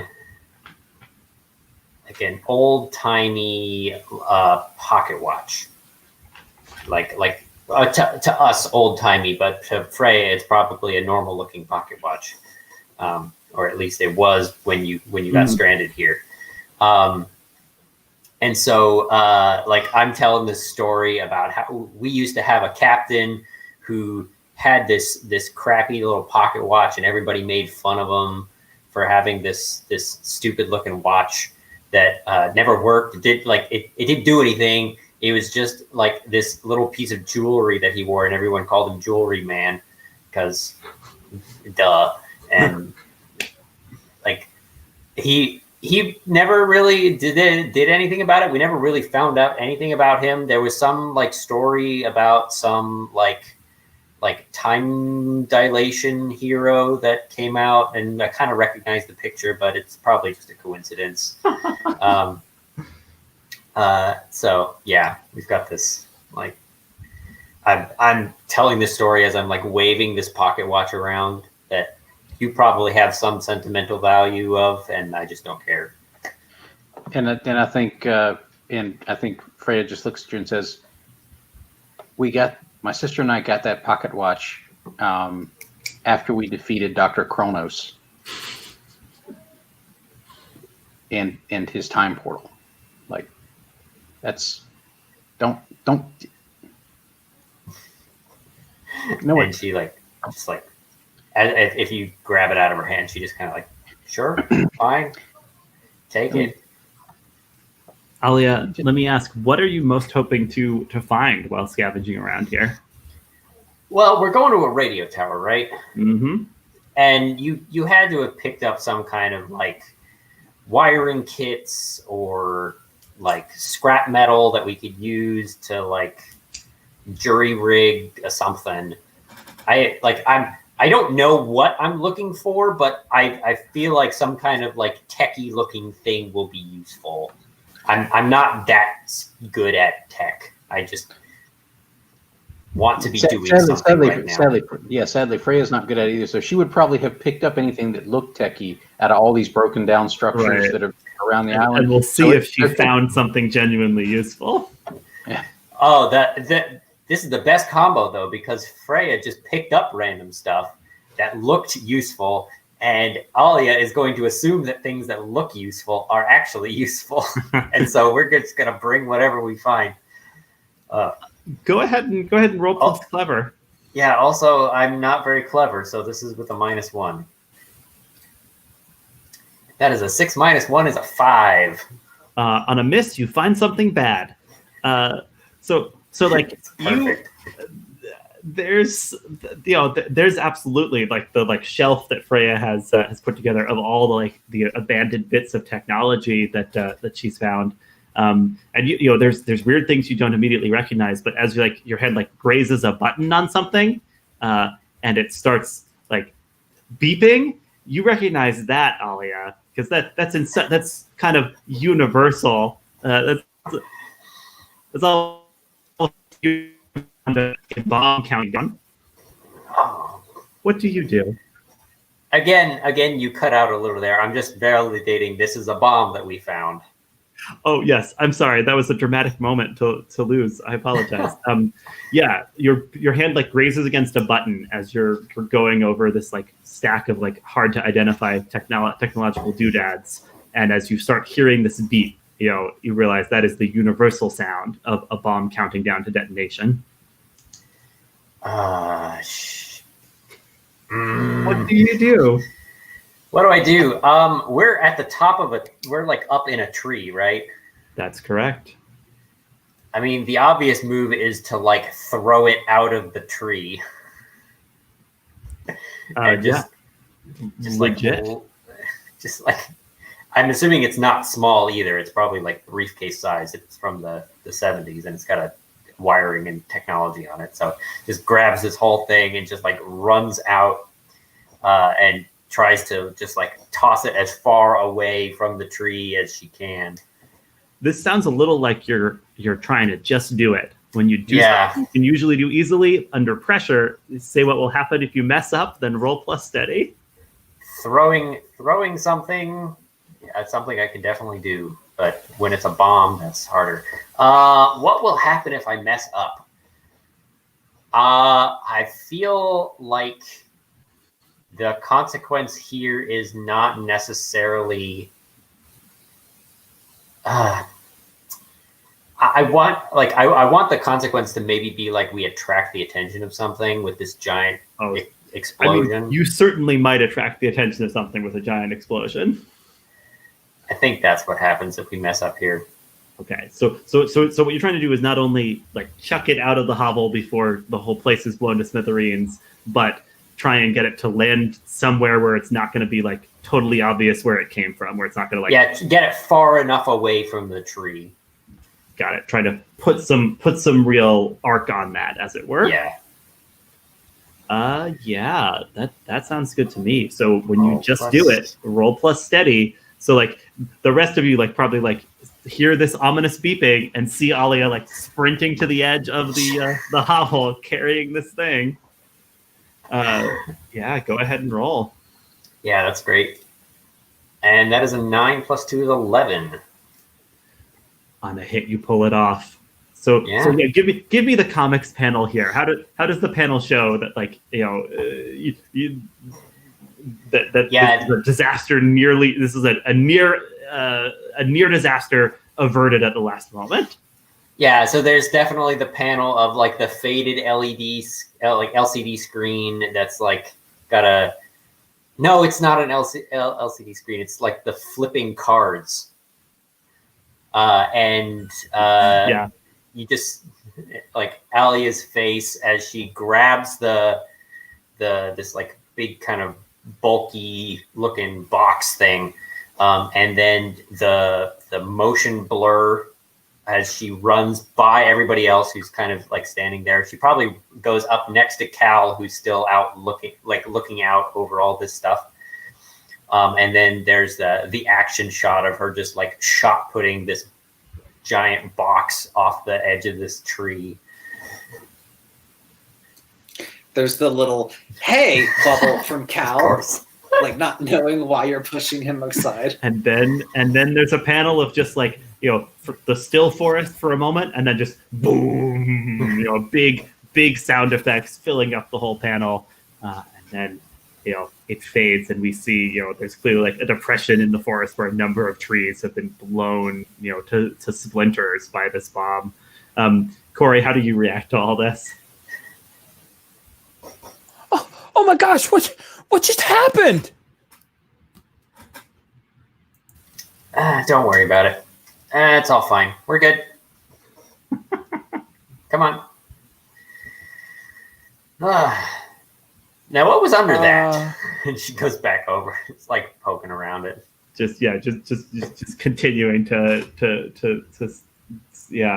poke around. Freya, all around, or rather, in like one specific spot in the hovel, vine goes suddenly taut, and then a bunch of like twigs start clattering down to the wooden tray beneath them, letting you know that something's approaching from the east.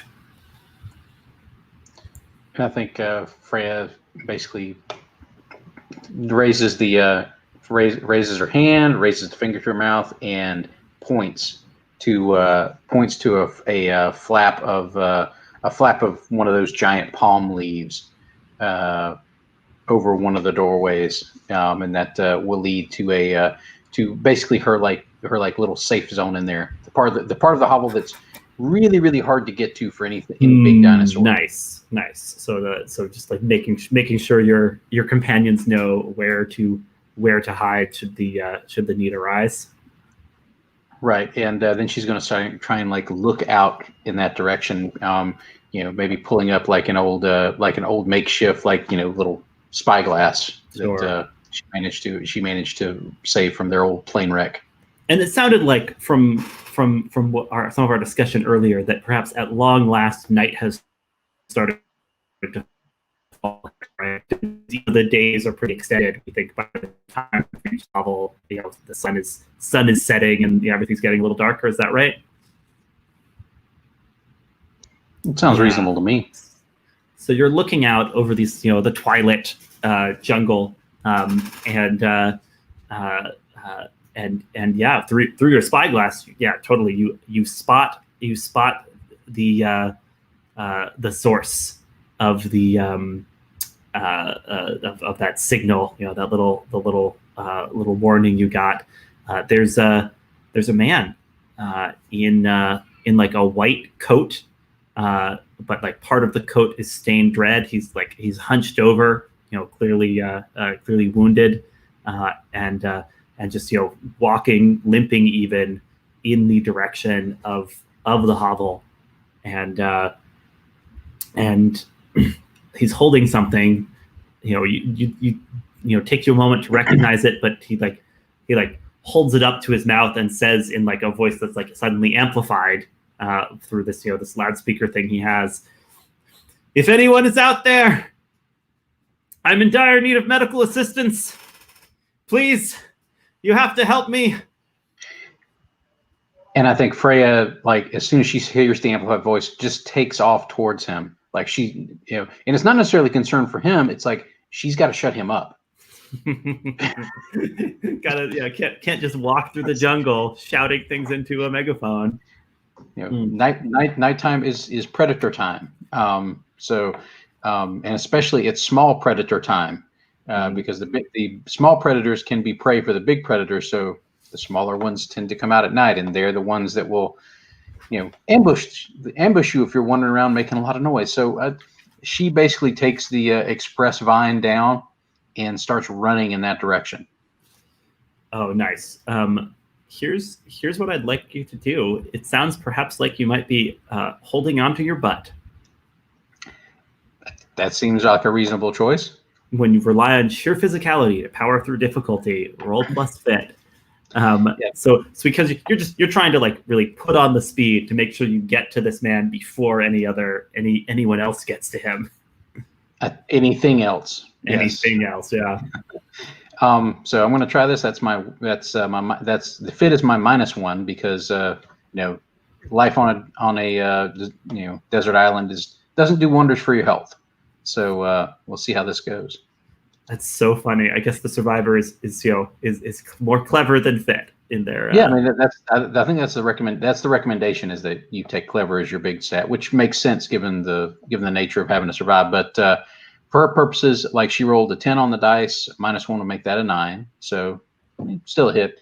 And on a hit you tough it out, and on 7th time you succeed, but you're exhausted. Take -1. So make a little note of that. But you've taken the express vine, and like what do you like? How do you make your presence known to this injured loud man? I think basically she basically just like runs up and like slaps that megaphone out of his hand and grabs him and starts dragging him back towards the hovel as swiftly as she can drag him. And I think probably that's the part that's exhausting her, because he's injured. Like he's just worn down by whatever has happened to him, and that she's basically almost having to sort of carry him back.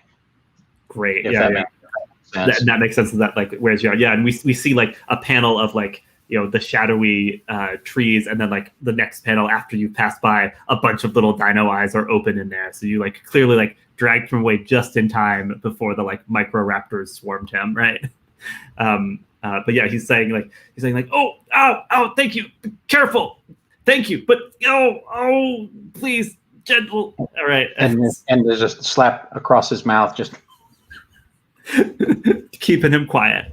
All right, yeah. Well, I'll go ahead and say, we'll roll this all together, right? You succeeded at getting to him. You're taking the -1, from like how exhausting it is to drag him back, but I think you're gonna successfully like get this injured man in somehow up into this hovel, and like the rest of your I assume the other characters are like asking like what's going on as you re-enter and lay this man out on a table or whatever. Is that one of the guys that you blew up?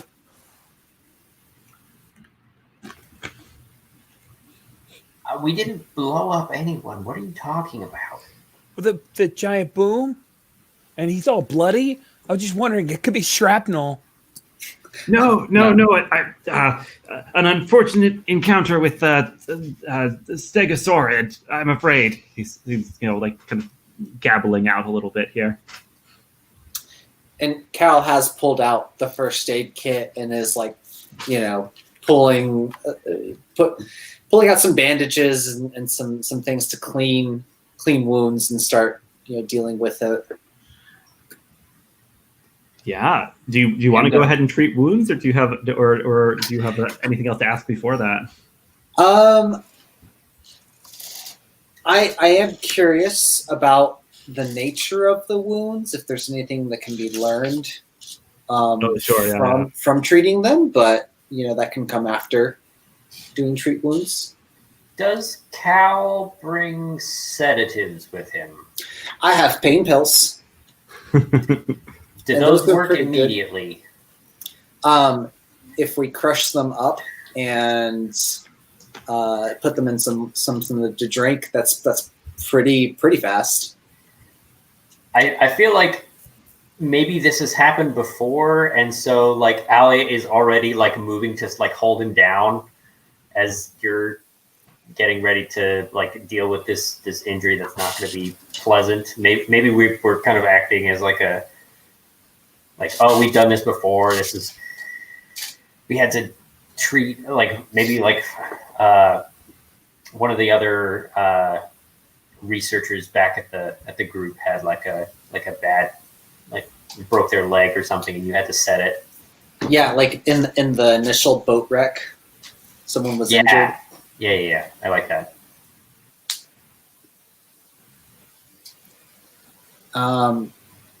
Absolutely. I'm sorry. I'm looking over how treat wounds works, and it's interesting because if you have the right equipment, you just treat them, right? So I guess should I just give you a little sense of the wound, and then we kind of make a judgment call on that? Yeah. As you and you're like what? You're pouring some pain pill laced water down this guy's throat to help him out here. So he's starting to like drift into a hazy stupor. But he'd been saying that he'd taken a spike from the tail of a stegosaurid. But Kal, as you examine the wound, it's clear that's not the case. It's clear it's a bullet wound.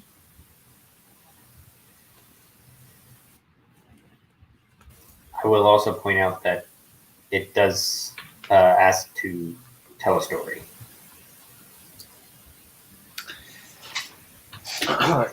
Yeah, so I think I'm going to tell a story. Oh, I have A Time You Were Terrified listed twice on the Keeper. I wonder if that matches the playbook or if that's a typo. Probably is a typo. I can tell you. I can take a look back at the materials and get the right answer for that. I've actually got it printed in front of me. I think the second one is How You Blow Off Steam.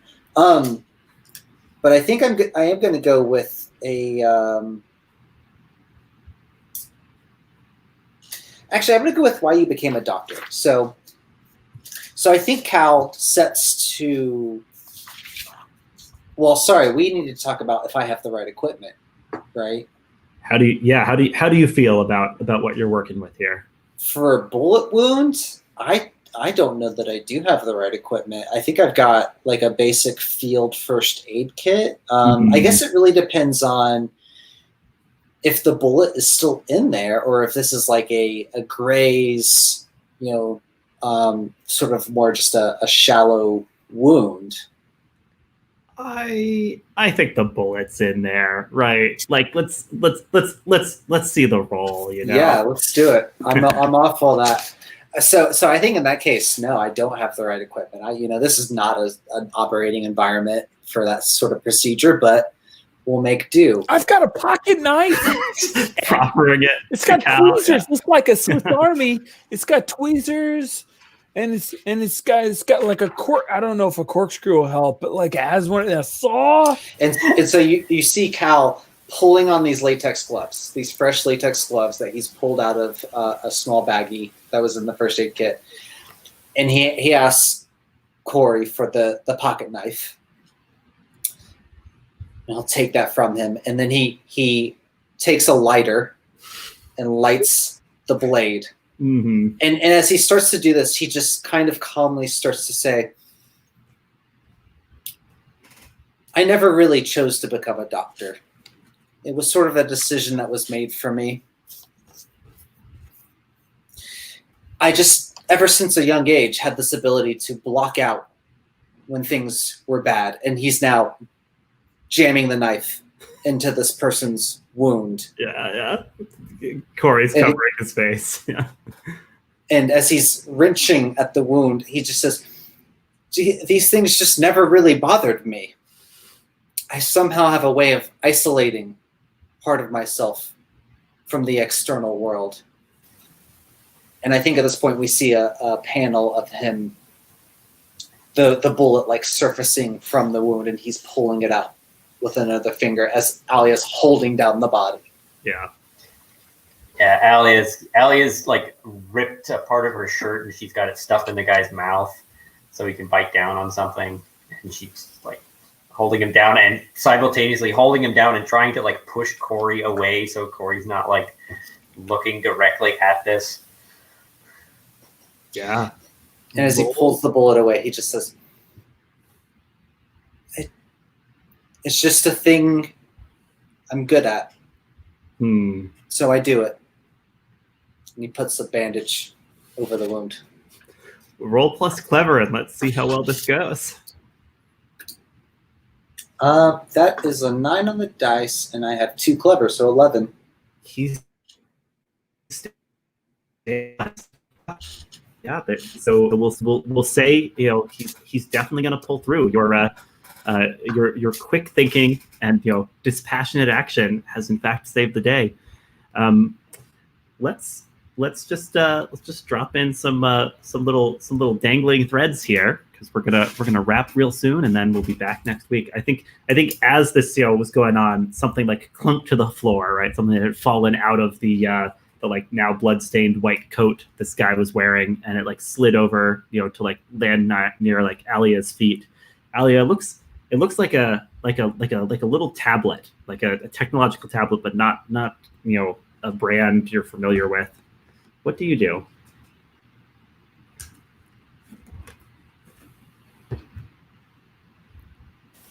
Sorry. What do I do? I think this is the like.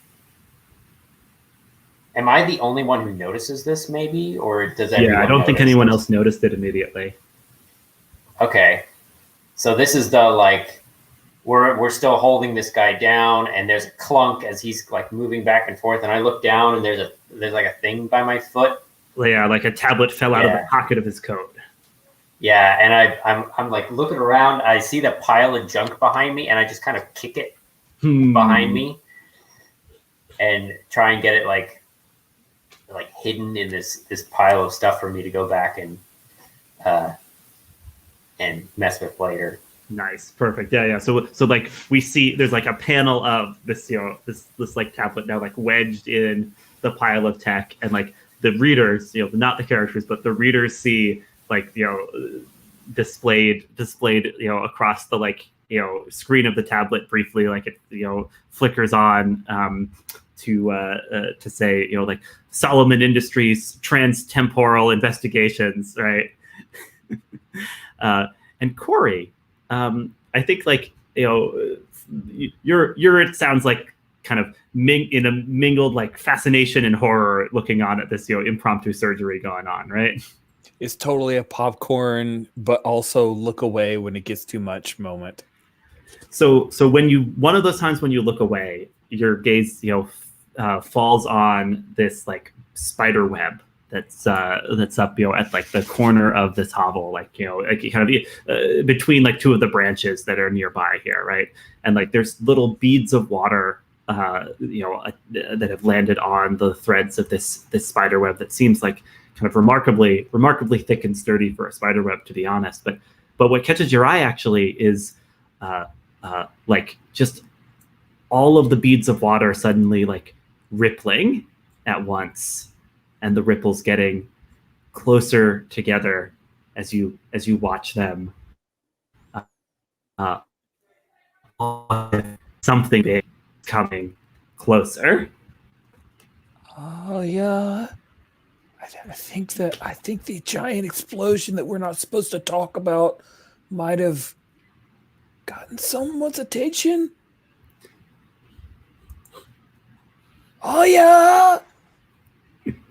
And perhaps our last panel, cuts away from the turn the page from the hovel entirely to like somewhere in like the deep dark jungle, a massive shape of like a Tyrannosaurus like dinosaur kind of rears its head back and roars, and like we the readers of the comic see that its eyes are like glowing red.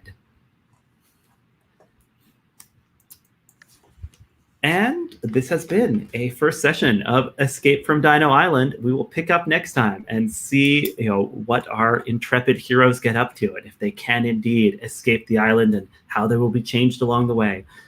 Thanks so much for playing, everyone. If anyone's been watching or listening along, thanks for joining us. And we'll see you guys next time. Same time, same station next week. Till then,